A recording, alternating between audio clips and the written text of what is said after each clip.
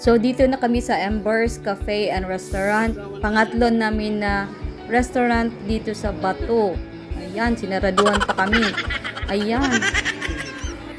So nasaraduhan kami. Automatic kasi yung kanilang door dito. Kaya nagsaya na sana. Kaso lang hindi kami natuloy dito kasi ayun, last order na naman daw nila kanina pa.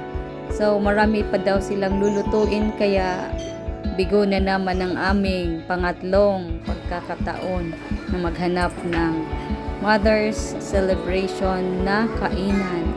So ayan, dapat pala talaga maaga pero maaga pa naman kami ngayon. So di bali, posing-posing na lang. Sayang din yung place. At least nakapunta si Mama Kuya. Puno na kuno di. Mamay na.